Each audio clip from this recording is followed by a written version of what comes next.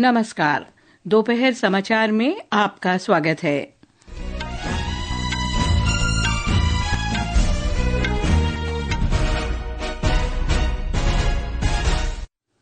प्रधानमंत्री नरेंद्र मोदी और फ्रांस के राष्ट्रपति इमैनुअल मैक्रों अब से कुछ देर में मार्से में भारत के पहले नए वाणिज्य दूतावास का संयुक्त रूप से उद्घाटन करेंगे। प्रधानमंत्री का विश्व से भारत में निवेश करने और भारत की युवा शक्ति की प्रतिभा पर विश्वास करने का आग्रह पेरिस में गूगल के सीईओ सुंदर पिचाई के साथ भारत में डिजिटल प्रणाली पर विस्तार से चर्चा की। राष्ट्रपति, उपराष्ट्रपति और प्रधानमंत्री ने संत रविदास जयंती पर शुभकामनाएं दी।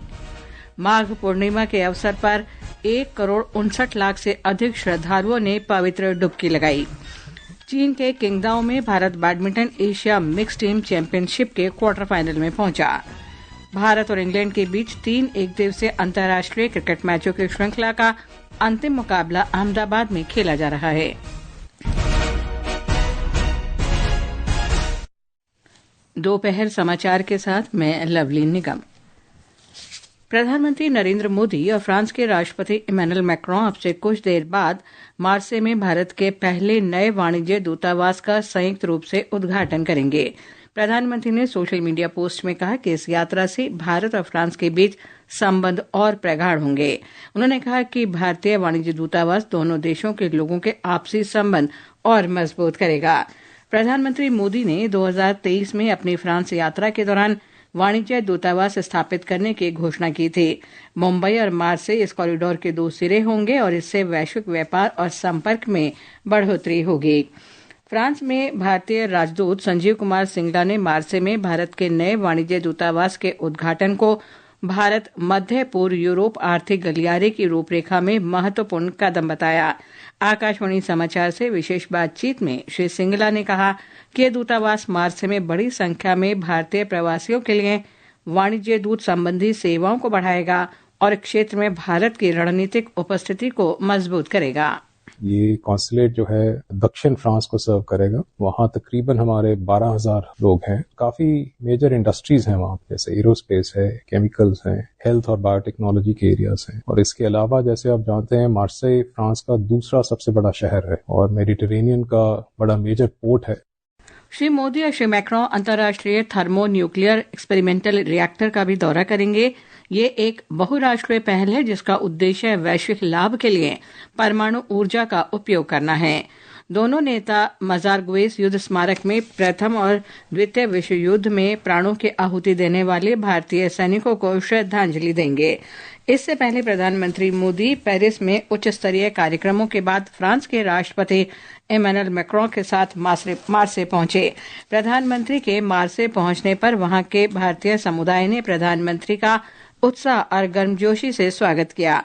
इस अवसर पर भारतीय समुदाय के लोगों ने प्रधानमंत्री से मिलने पर खुशी व्यक्त की। मुझे प्रधानमंत्री जी से मिलकर बहुत ही खुशी हुई। ये उनका साउथ ऑफ फ्रांस मार्से का पहला दौरा था। प्रधानमंत्री जी ने हमें धन्यवाद भी किया कि हमने उनका इतनी रात तक इंतजार किया। हमारे लिए बहुत ही सुखद अनुभव था। ये मार्से विजिट जो है व्यापारिक और ओवरऑल फ्रांस और भारत के रिश्ते के लिए भी बहुत ही अच्छा योगदान रहे। अभी मोदी जी से हम मिले, उन्होंने बहुत दिल से हमारे सर पर हाथ रखा। हम उनका वेट कर रहे थे तो उन्होंने प्यार से बोला आप अभी तक 12 बजे तक हमारा वेट कर रहे हो। और मैं गांधीनगर से हूँ तो मुझे सर पर हाथ रख के आशीर्वाद दिए। वो बहुत ही खुश हो गए और हम भी बहुत खुश हैं उनके मिलकर। प्रधानमंत्री नरेंद्र मोदी फ्रांस यात्रा संपन्न करने के बाद राष्ट्रपति डोनाल्ड ट्रंप के निमंत्रण पर अमेरिका की 2 दिवसीय यात्रा के लिए आज रवाना होंगे। प्रधानमंत्री नरेंद्र मोदी ने कहा है कि भारत आर्टिफिशियल इंटेलिजेंस AI में उल्लेखनीय प्रगति कर रहा है। श्री मोदी ने दुनिया से भारत में आकर निवेश करने और भारत की युवा शक्ति पर विश्वास करने का आग्रह किया। प्रधानमंत्री ने पेरिस में AI एक्शन शिखर सम्मेलन में गूगल के सीईओ सुंदर पिचाई से मुलाकात के बाद ये टिप्पणी की। श्री पिचाई ने इस मुलाकात को आशाजनक बताया। सोशल मीडिया पोस्ट में श्री पिचाई ने कहा कि AI द्वारा भारत में लाए जाने वाले अविश्वसनीय अवसरों और उन तरीकों पर चर्चा की गई जिनसे भारत में डिजिटल प्रणाली पर मिलकर काम किया जा सकता है। ये समाचार हमारी वेबसाइट www.newsonair.gov.in और हमारे न्यूज़ ऑन एआईआर ऐप पर भी उपलब्ध हैं। आज पूरे देश में संत रविदास की जयंती मनाई जा रही है। वे 14वीं सदी के महान संत थे। राष्ट्रपति, उपराष्ट्रपति और प्रधानमंत्री ने इस अवसर पर देशवासियों को शुभकामनाएं दी हैं। राष्ट्रपति द्रौपदी मुर्मू ने सभी से गुरु रविदास जी की शिक्षाओं को अपनाने और समृद्ध तथा विकसित राष्ट्र के निर्माण में योगदान देने का आह्वान किया। उपराष्ट्रपति जगदीप धनखड़ ने सोशल मीडिया पोस्ट में कहा कि महान संत, कवि और समाज सुधारक गुरु रविदास जी ने जाति विहीन समाज की कल्पना की थी। प्रधानमंत्री नरेंद्र मोदी ने कहा कि संत गुरु रविदास ने समाज से भेदभाव उन्मूलन के लिए पूरा जीवन लगा दिया। श्री मोदी ने कहा कि उन्होंने सेवा, सहनशीलता और भाईचारे का संदेश दिया। रविदास जी उस भक्ति आंदोलन के महान संत थे जिसने कमजोर और विभाजित हो चुके भारत को नई ऊर्जा दी। रविदास जी ने समाज को आजादी का महत्व भी बताया था और सामाजिक विभाजन को भी पाटने का काम रविदास जी ने समता और समरसता की शिक्षा भी दी।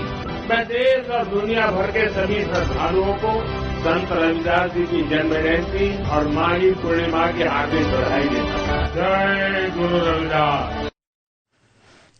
पंजाब में श्री गुरु रविदास जी के 648वें प्रकाशोत्सव पर जालंधर में राज्य स्तरीय कार्यक्रम आयोजित किया जा रहा है। शहर के सतगुरु रविदास धाम और राज्य के विभिन्न गुरुद्वारों में श्रद्धालु मत्था टेकने जा रहे हैं। इस अवसर पर पंजाब के मुख्यमंत्री, विधानसभा अध्यक्ष और अन्य नेताओं ने राज्य के लोगों को हार्दिक शुभकामनाएं दी हैं। गृह मंत्री अमित शाह ने समाज सुधारक दयानंद सरस्वती की जयंती पर श्रद्धांजलि दी है। सोशल मीडिया पोस्ट में उन्होंने कहा कि स्वामी दयानंद सरस्वती ने वेदों की ओर लौटो का नारा दिया और सांस्कृतिक राष्ट्रवाद को पुनर्जीवित किया।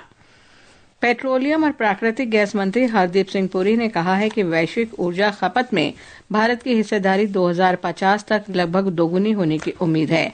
इससे ऊर्जा व्यापार में इसका रणनीतिक प्रभाव मजबूत होगा। उन्होंने कहा कि दुनिया की 17% आबादी के साथ भारत तीसरा सबसे बड़ा तेल उपभोक्ता और चौथा सबसे बड़ा ऊर्जा आयातक है। श्री पुरी ने आज नई दिल्ली में आयोजित भारत ऊर्जा सप्ताह के दौरान कई बैठकों में भाग लिया। इस दौरान ऊर्जा भंडारण और स्मार्ट ग्रिड सहित बुनियादी ढांचे में महत्वपूर्ण निवेश की आवश्यकता पर भी चर्चा की गई।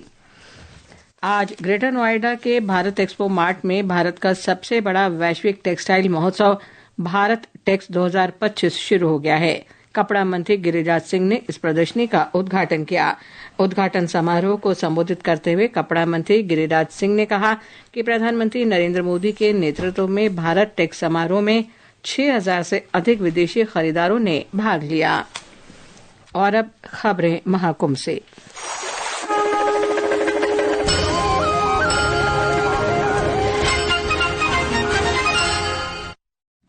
प्रयागराज के महाकुंभ में आज माघ पूर्णिमा के अवसर पर दोपहर 12 बजे तक 1,59,00,000 से अधिक श्रद्धालु संगम में आस्था की डुबकी लगा चुके हैं। इस दिन गंगा, यमुना और सरस्वती के संगम में स्नान करना शुभ माना जाता है। ये कल्पवास करने के विशेष अनुष्ठान के अंत का भी प्रतीक है। इस भव्य उत्सव में 10 लाख से अधिक कल्पवासी शामिल होंगे। अब तक करीब 47,55,00,000 श्रद्धालु स्नान कर चुके हैं। और ज्यादा जानकारी के लिए बात करते हैं हमारे संवाददाता अभिषेक से, जो प्रयागराज के त्रिवेणी संगम पर मौजूद हैं।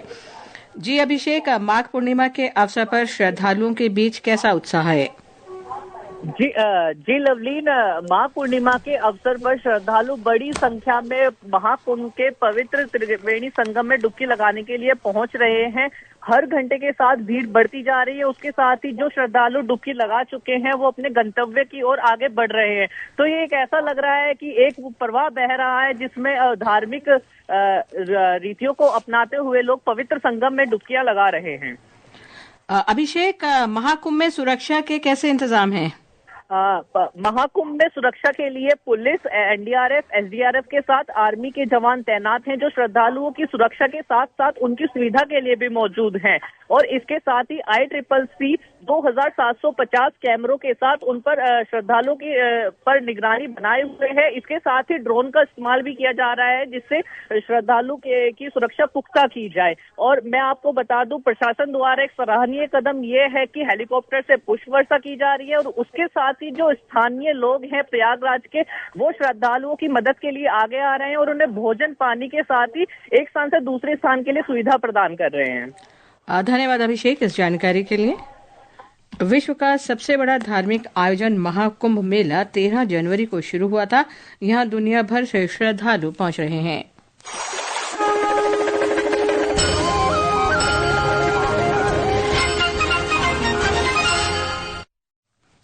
केंद्रीय पत्तन, पोत परिवहन और जलमार्ग मंत्री सर्बानंद सोनोवाल ने आज कहा कि भारत 2029 तक दुनिया की तीसरी सबसे बड़ी अर्थव्यवस्था बन जाएगा।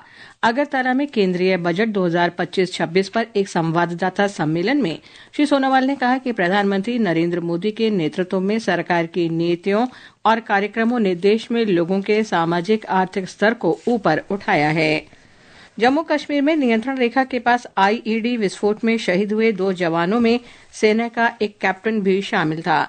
गश्त के दौरान कल अखनूर सेक्टर के लालेली इलाके में आईईडी विस्फोट में 2 जवान शहीद हो गए। घटना के बाद से सेना के जवान तलाशी अभियान में जुटे हैं। भारतीय सेना ने दोनों वीर सैनिकों को श्रद्धांजलि अर्पित की। उपराज्यपाल मनोज सिन्हा ने शहीदों को श्रद्धांजलि देते हुए कहा कि उनकी वीरता और बलिदान को कभी भुलाया नहीं जाएगा। पंजाब पुलिस के एंटी नारकोटिक्स टास्क फोर्स और सीमा सुरक्षा बल ने संयुक्त अभियान में कल अमृतसर के एक सीमावर्ती गांव में नशीले पदार्थों के साथ 2 भारतीय तस्करों को पकड़ा है। संदिग्धों की सूचना मिलने पर गांव में नाकाबंदी करके दोनों को गिरफ्तार किया गया। अयोध्या राम मंदिर के मुख्य पुजारी आचार्य सत्येंद्र दास का आज लखनऊ में निधन हो गया। उत्तर प्रदेश के मुख्यमंत्री योगी आदित्यनाथ ने सोशल मीडिया पोस्ट में कहा कि प्रभु श्री राम दिवंगत आत्मा को अपने श्री चरणों में स्थान दें। जानी मानी फिल्म अभिनेत्री दीपिका पादुकोण ने छात्रों से विफलता के डर से चिंता किए बिना अपनी ताकत पर ध्यान केंद्रित करने और अपनी कमजोरियां दूर करने का आग्रह किया। सुश्री पादुकोण परीक्षा पे चर्चा 2025 के दूसरे भाग के दौरान आज छात्रों के साथ बातचीत कर रही थीं। प्रधानमंत्री नरेंद्र मोदी की छात्रों के साथ बातचीत का हवाला देते हुए फिल्म अभिनेत्री ने कहा कि छात्रों को अपने भावनाओं को व्यक्त करना चाहिए, उन्हें दबाना नहीं चाहिए। डिप्रेशन, एंजाइटी, स्ट्रेस कभी भी किसी को भी हो सकता है। जैसे श्री नरेंद्र मोदी जी ने उनके किताब एग्जाम वॉरियर्स में भी लिखा है, express never suppress. It really takes off a lot of weight off your shoulders and when you are preparing for exams in particular you start feeling better. You feel like अच्छा अब मैं exam पे मैं focus कर सकती हूँ क्योंकि मेरा जो इशू है उसके बारे में मैंने बात किया है and you are able to just focus and live a healthier better life. ये समाचार आकाशवाणी से प्रसारित किए जा रहे हैं।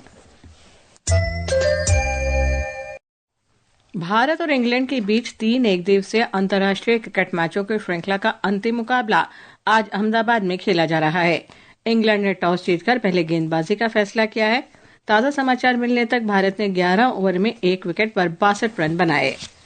Badminton Asia mix team championship में भारत ने आज चीन के किंगदाओ में मकाऊ पर 5-0 से शानदार जीत के साथ अभियान की शुरुआत की। महिला सिंगल्स में मालविका बंसोड़ ने हाओवाई चान पर 21-15, 21-9 से जीत दर्ज कर भारत के लिए बराबरी पक्की कर ली। पुरुष डबल्स में एमआर अर्जुन और चिराग शेट्टी ने चिन पोईसून और कॉक वेनयोंग को 21-15, 21-19 से हराया। महिला डबल्स में ट्रीसा जॉली और गायत्री गोपीचंद की जोड़ी ने फाइनल में चीन की जोड़ी एनजी वेंगची और पोई जी वा पर 21-10, 21-5 से जीत हासिल की। इस जीत के साथ भारत ने क्वार्टर फाइनल में जगह पक्की कर ली है।